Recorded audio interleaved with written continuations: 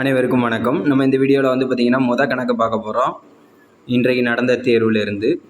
So ஒரு இயந்திரத்தின் தற்போதைய மதிப்பு வந்து பார்த்திங்கன்னா எவ்வளோன்னு கொடுத்துட்டாங்க, 50,000ன்னு கொடுத்துட்டாங்க. அது ஒவ்வொரு ஆண்டும் 90% வந்து என்ன ஆகிட்டே இருக்குது, குறைஞ்சிக்கிட்டே இருக்குது. எத்தனை ஆண்டு குறையுது அப்படின்னா 3 ஆண்டுகள் குறையுது. அப்போது 10% குறையுதுன்னா நமக்கு 90. அப்போ 3 ஆண்டுகள் குறையுதுங்க போய் 90/100 நம்ம எத்தனை தடவை போடுவோம், 3 தடவை போடுறோம். சரியா? இப்போ கேன்சல் பண்ணுங்கள். இப்போ வந்து பார்த்திங்கன்னா இங்கே ஒரு 3 0 கேன்சல் பண்ணிட்டீங்கன்னா 9 கியூப் வந்து பார்த்திங்கன்னா 729.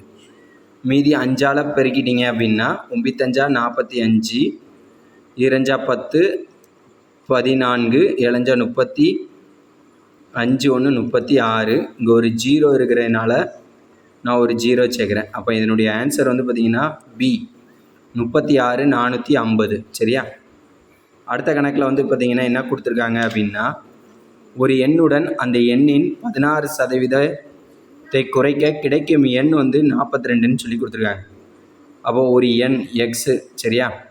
இதில் எத்தனை சதவீதத்தை குறைக்க போகிறாங்கன்னா 16% மைனஸ். அப்போ 16x/100 குறைச்சிங்கன்னா உங்களுக்கு எவ்வளோ கிடைக்குமா, 42.